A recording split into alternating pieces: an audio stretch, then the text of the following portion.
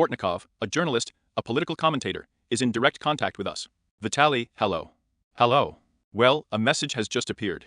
Sergei Lavrov, in an interview with the TASS news agency, or at least TASS quotes it, said that Ukraine attacked Putin's state residence on Valdai. Russia is preparing a retaliatory strike, and the targets of the objects have already been determined.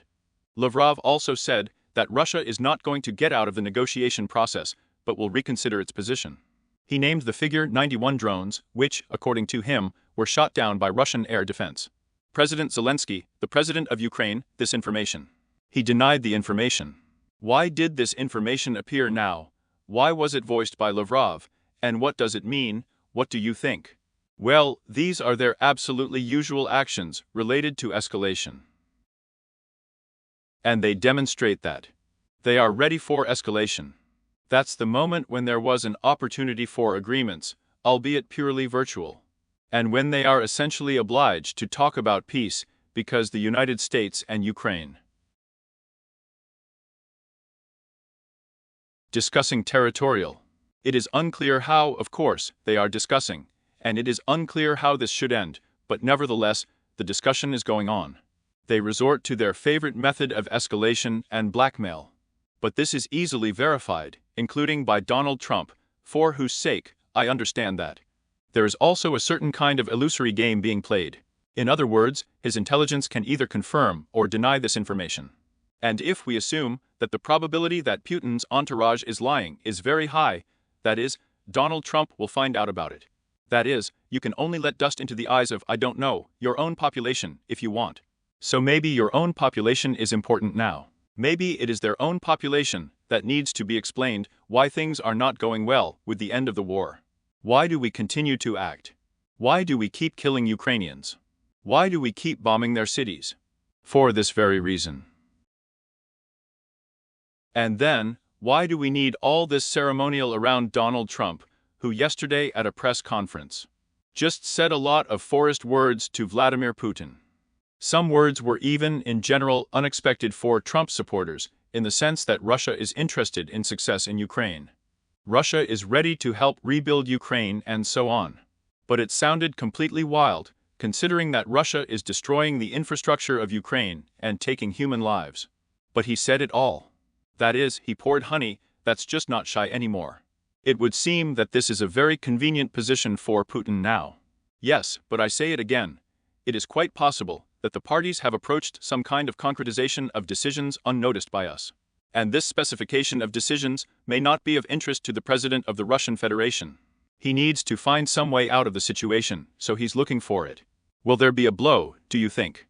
This is what they call a retaliatory strike, although there is no question of any retaliatory strikes here, because they started this war.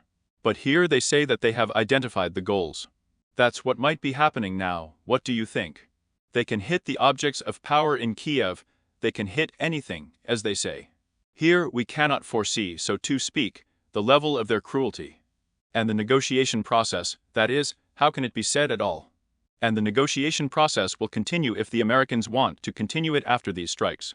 After the results of these strikes, it is quite possible that in this situation, Donald Trump will tell Ukraine that it is necessary to negotiate sooner, or it will be even worse, as they say.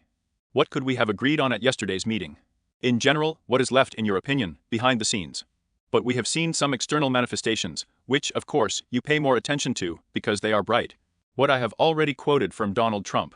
And what is left, in your opinion, behind the scenes? That is, in the dry balance, as you see, the negotiations that took place yesterday, and what was inside. Well, we shouldn't deceive ourselves.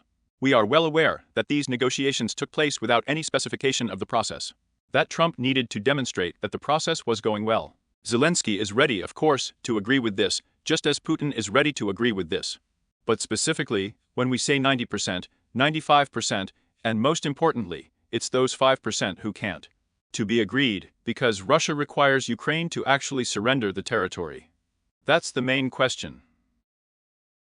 Well, here's something what I started, just about this here Lavrov's statement about the attack on Putin, or Pseudo-Caucasia Putin. Up to this point, it seemed to me that it really didn't work out in the negotiations. Well, there is no result. Now you start to think.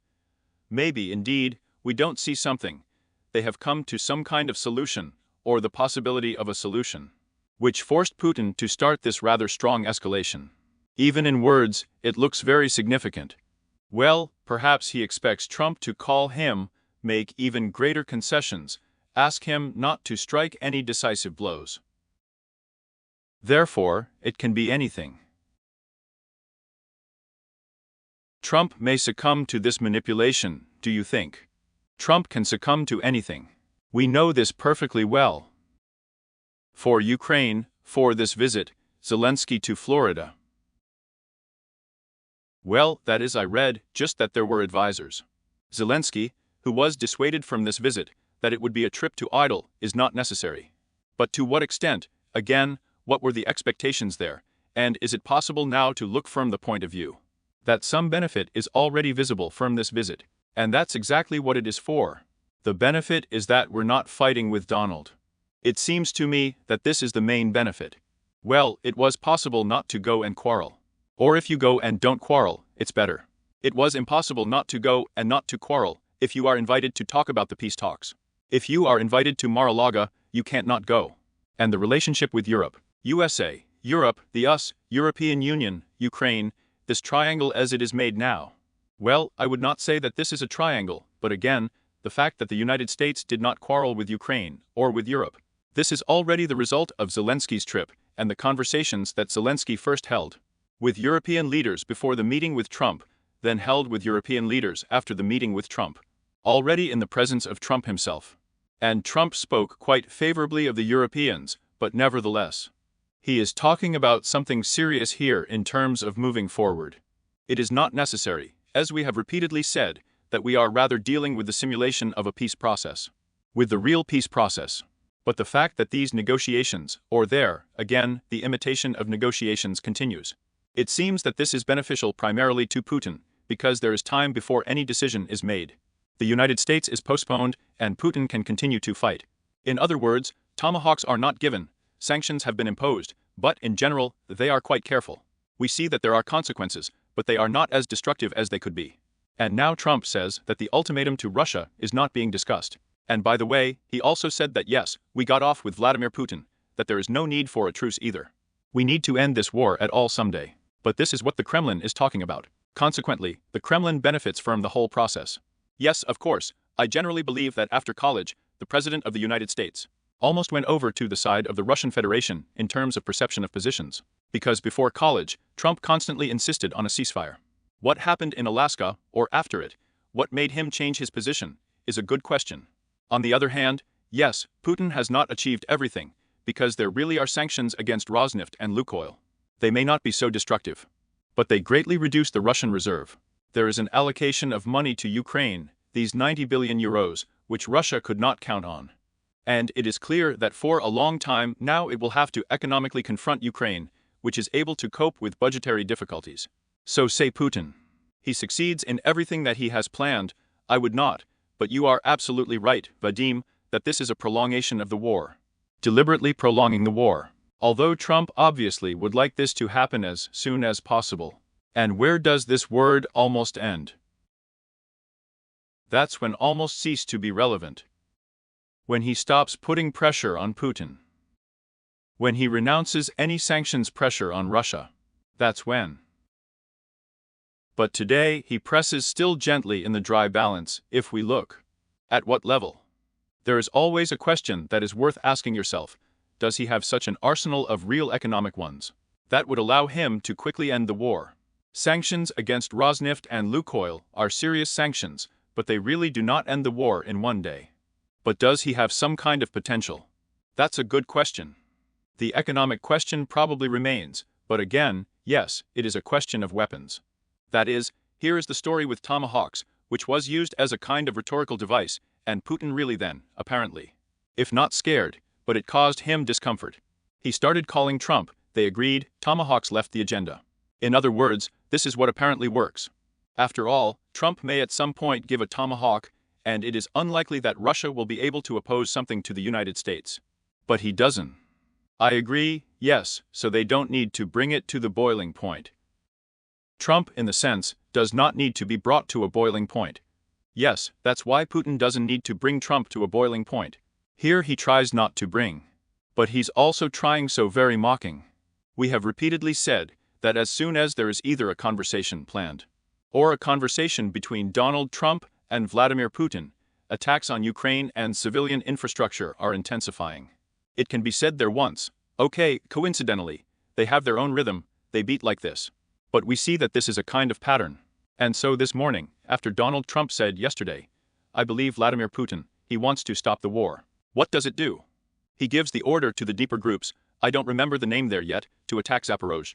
It will work, it will not work, another question. But he immediately does something that goes against what Donald Trump says. That is, he plays with him, and he plays mockingly. Trump did or did not see. Yes, I agree, but it needs Donald Trump himself to do it.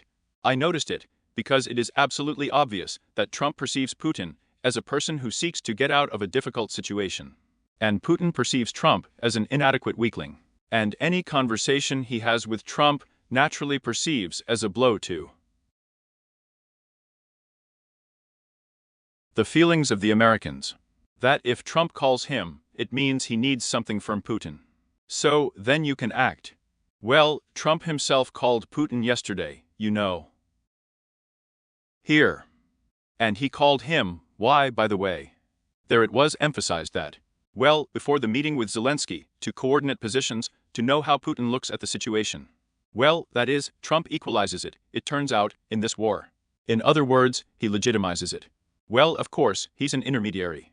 Trump does not position himself, unlike Biden, as an ally of Ukraine. He positions himself as an intermediary.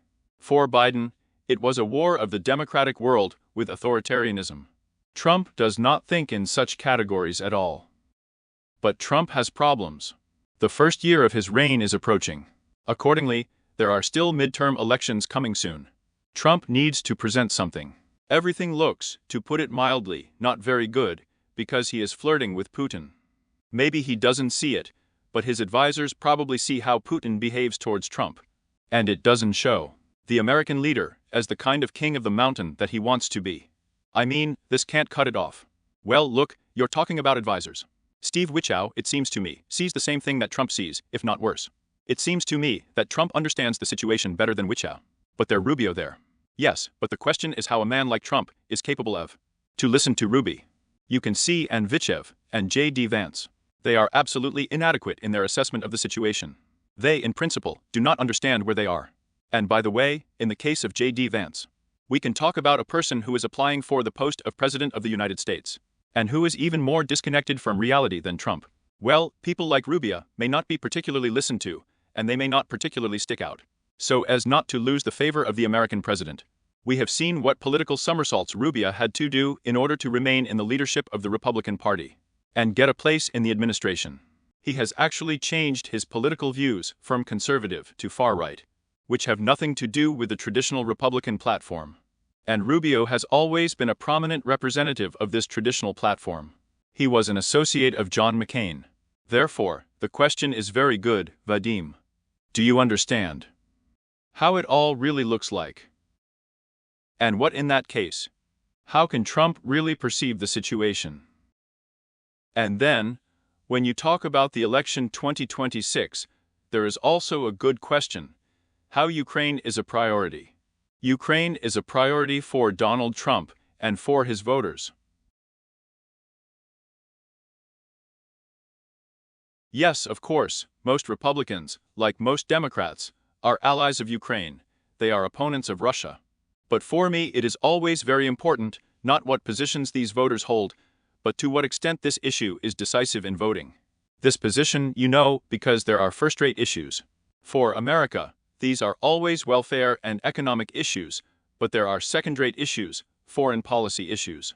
And if the president provides you with well-being, but does not speak out on foreign policy issues in the way you would like, you will support him and his party, or you will support those whose foreign policy views are close to you, but who have an inadequate attitude to your welfare. That is, what do you choose? The refrigerator or America's global role? But Americans always choose the refrigerator. Always. This is the law of any American election. Another question is that Donald Trump's attitude to economic policy is also not an example of adequacy. And his real problem may be that he doesn't want to notice it, that he continues to be a supporter of tariff pressure, that he continues to be a supporter of anti-immigration policies, which, of course, will have a negative impact on the American economy because it will create a shortage of jobs. Absolutely predictable. And it is quite possible that America will come to the by-elections in a state of collapsed economic opportunities, not from the point of view of macro indicators, but from the point of view of the interests of ordinary Americans. But it's not. The Russian-Ukrainian war is still not a priority, you know. It turns out that this is one of the signs of authoritarianism when it is created. The conditions under which we create the basic ones for you, we provide you with the basic needs. Maybe the need is slightly higher than the basic ones, and you give us carte blanche for what we do in politics. Well, I'm not sure that's a sign of authoritarianism. A sign of authoritarianism is the inability to change power. In the United States, there is always a party that, she came to power, created better economic conditions for the population in order to preserve this power. If she failed, then another president came, the composition of the Congress changed.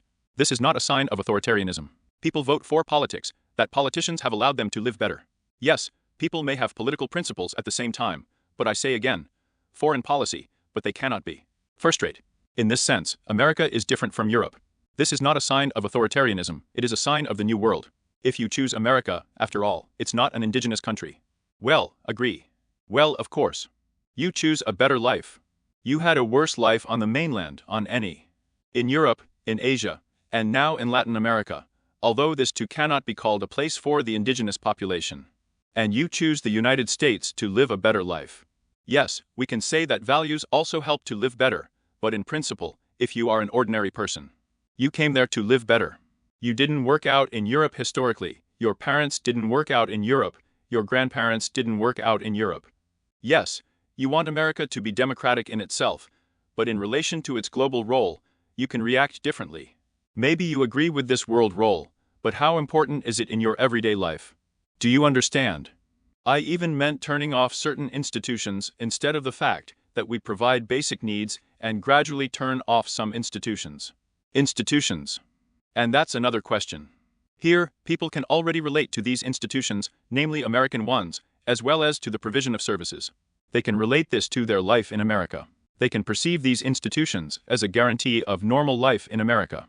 But this will not concern any US aid, as you understand. But some other institutions, the judiciary and so on, this is quite part of the electoral process, the main one. Because an American wants a normal, comfortable life in America. Questions from our viewers in the chat ask, Vitaly, are there still any red lines in this war? Why is Lavrov's statement that new goals have been identified, and that they can hit the government of the quarter? Let's just say it's surprising. In other words, is there something else that Russia is not doing for some reason, or simply cannot do? I don't have any ideas about red lines. The only red line that exists now is, of course, the line associated with the nuclear strike. Any other red lines of Russia have long been crossed. By the way, I don't see any red lines in the strikes on the government quarter, on the buildings of the General Staff of the Armed Forces of Ukraine, on the Ministry of Defense, that all these strikes were carried out. They may not have achieved the goal, but attempts to hit the headquarters, as they say, they are always Russia, were undertaken. Yes, it's just here too, why it caused such a reaction, let's say. Well, it's not that this reaction, I see, of course, only social networks so far, but this topic diverges.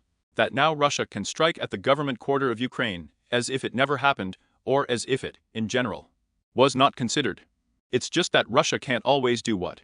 And don't forget that all of these statements by Lavrov are taking place against the background of another conversation between Trump and Putin, as far as I understand. That is, it is as an element of bargaining, what we are considering. This can also be an element of bargaining. After all, Trump is talking to Putin, Zelensky is talking to Witkoff. That's it. Well, here they write that Trump had a positive conversation with Putin, the press service reports. The White House. That is another one. Well, apparently, yes, this is a new conversation with Putin. And against the background of this positive conversation with Putin, Putin is thinking about a new strike on Ukraine. This is such an inverted world, or an overturned world, like Priest in his novel, when people look at themselves. A situation through a distorted one, through a distorted plane, and you don't understand that this is a distorted plane. Because, Well, as a person, I'll just say, on the one hand, it seems to me that everything is visible. But it seems to me, and maybe many people don't think so, you can just flip reality and show. A crooked mirror is like a real mirror and will start looking like that. I fully admit that all this talk about strikes is another element of pressure on Zelensky, so that Zelensky agrees, let's say, with territorial concessions. So it can be. But Zelensky can't. Maybe I would venture to assume that I would agree to territorial concessions because, well, first of all, this society will not accept. This is a big problem for him and for society. In other words, he has no opportunity to maneuver here. Even if he wanted to, he didn't want to. On the one hand, you are right. On the other hand, we need to understand what the form of territorial concessions is. Of course, Ukraine cannot give up the Donetsk, Lugansk, Kherson, Zaporozhye regions of Crimea, Sevastopol. This, in principle, I will honestly tell you, is not feasible from a constitutional point of view. Even if we assume that the majority of Ukrainian citizens will vote in a referendum in favor of this decision. But then we will run into a constitutional impasse, believe me. But if we are talking about a free economic zone, for example, it is quite possible that we will see a completely different situation. The free economic zone does not imply that this territory will be recognized as Russian. The question, of course, is the status of this zone and what forces will be there. Yuri Ushakov says that Rosgvardia may be there. Well, and if not Rosgvardia, if some local militia. Remember, this was the case in the Minsk agreements. It implied the presence of a certain local militia and the number of local residents. If this is a demilitarized territory, without the presence of Russian troops, but also without the presence of Ukrainian ones. It could also be the following American proposals. I'm not saying that this will happen, but it may be the following American proposals. I don't really understand why a referendum should be held in this case. And so forth, if everything is executed as part of the territory of Ukraine at the moment. Are referendums even possible? In other words, in the theory of holding a referendum. From the point of view of the referendum law, it is possible to hold a referendum and to put the question of territorial integrity on it. But then this issue should be submitted to the Verkhovna Rada for consideration. It must make the appropriate constitutional changes in 2 separate sessions. Then there should be a verdict of the Constitutional Court. And, most likely, the verdict of the Constitutional Court can only be no, because the Constitution prohibits directly to make decisions related to the territorial integrity of the country. Can the Constitutional Court interpret the Constitution differently? This may be what Putin is trying to achieve, break the Ukrainian right to achieve from Ukrainians, and interpret their own constitution contrary to its content. It could be. But again, martial law must be lifted. Because the referendum law and the Constitution, it seems, directly prohibits any changes to the Constitution during the term of the martial law. Either way, it can't happen. Even a false interpretation, you see, cannot happen. As long as martial law is in effect, as long as there is a war, it can still be done, only in conditions of peace. But as for the possible breakdown of the system, how can this be implemented? Because we see how Russia treats its own constitution. In other words, it is not a document of any kind, which requires the mandatory execution of the clause of the Constitution. Of course, the Constitutional Court of the Russian Federation is just a tool in Putin's hands. And this tool is absolutely not working from the point of view of protecting constitutional law. And, by the way, the long-term presence of Valery Zorka, which, in fact, began his career as a representative of the constitutional judges of generating of crises, if you remember, in 1993. Because in many ways, this person is responsible for the crisis of 1993. It is in many ways an illustration of the fact that the Constitutional Court is just like that. I would say part of the vertical, like, let's say, the Russian Orthodox Church. And this is the tragedy of Russia, that both the representative of the Constitutional Court, who should be the guarantor of legality, and the Patriarch, who should be the guarantor of morality, are in fact the guarantors of illegality and immorality. The Russian state. That's terrible. By the way, 1993, this dual power, the decision to attack, tanks, shots, many dead. By the way, then the figures were underestimated for a long time. This is not the point where Russia could not have been exactly 1993. Well, how could Russia not collapse, if by and large, there was already a consensus in 1993, which implied the seizure of power by anti-democratic forces? In fact, it was pretty with absolutely oncoming traffic. It is quite obvious that if the then President Boris Yeltsin had submitted to the Congress of People's Deputies of Russia, completely different forces would have come to power. It's just that Putinism did not begin in 2000, but in 1993, and it is unknown in what forms. Don't forget that this was the parliament who made a decision on the Russian status of Sevastopol long before Putin. And don't forget that on the side of the parliament was chairman of the Constitutional Court. You see, these are the people who were then, in 1993, participants in this. Here I would say a political revenge, but they have made a certain evolution, deciding that their, so to speak, Soviet authoritarianism will be preferable for them than any democratic development. You know very well the story of Ruslan Kozbalatev, who was next to Boris Yeltsin in the White House, yes, in 1991. He was one of the heroes of August 91. I can tell you the story of Valery Zorkin. Valery Zorkin ran for People's Deputies of Russia. He lost the choice. And my friends, then colleagues, said that there is a talented lawyer, a clever woman, a Democrat, and a liberal. And since I was already working as a parliamentary correspondent at the Congress of People's Deputies of the USSR, I had some experience, so to speak, an understanding of what parliamentarism is. They asked me to meet with this person and explain to him how the work of a people's deputy should be built in general in the new conditions, how the election campaign should look like. I held a number of meetings with Valery Zorkin before the elections of People's Deputies of the Russian Federation. I saw an honest, decent lawyer dreaming of change. I was inspired when I look at the monster that now heads the Constitutional Court of the Russian Federation, which trampled on this constitution by annexing the territory of another state to Russia. How do you think I feel? And up to what point did this inspiration last? That is, when did you feel that something was wrong? In 1993, I felt it. When I had hopes that Zorkin's intervention in the constitutional crisis would lead to its resolution, he actually fueled it. That's all I felt. When Zorkin lost the election, I was sorry that he would not be a new people's deputy. But then he was elected to the Constitutional Court. I thought it was a very worthy place before him. And then he was elected a representative of the Constitutional Court. I thought that's how lucky Russia was. In other words, there will be a person, a judge, a lawyer, a reformer, who told me so much about his reform plans. That there should be fair justice, admired the justice of the democratic world. I am the owner can write to these conversations. Do you understand? And suddenly I saw a completely different person. I realized that this man was not lying. He was just telling me what I wanted to hear, maybe, so that I would prepare him for the choice with great enthusiasm, so to speak. And this is a transformation. A wonderful story. The transformation of a person in the system, because I heard this point of view, if I'm not mistaken, Vitaly Mansky voiced, who would not be placed in the Russian one. The system of power management, he will eventually turn into a conditional Putin. That is, a human control system.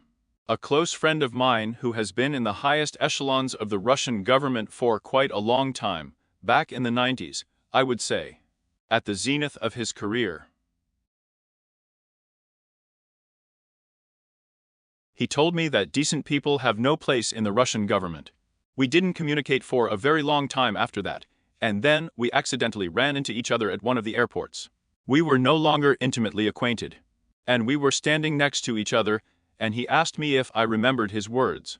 I said that yes, I remember. Already for me his words were to some extent a political verdict of the system that began to form in Russia in the 90s. And he said to me, I would like to add 2 more words. The Russian authorities now do not need not only decent, but also professional ones. Professional people. Knowing the level of power that this man had, I went into more horror than 90. There are reports that Russia is preparing a combined strike on Ukraine, an increased threat. And they also write, Zelensky said that now everyone needs to be attentive.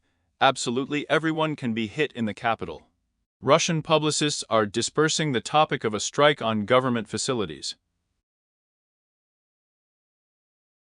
and by state institutions of Ukraine. These are the news that are coming one by one now. The president of Ukraine said that trying the Russians to disrupt the negotiation process with the United States. Excellent news, just in line with Putin's idea. Well, Trump is happy. Trump has completed a positive call with Putin about Ukraine. This news, in parallel with the ones I read to you, came from the White House. And Caroline Levitt posted it on her social network.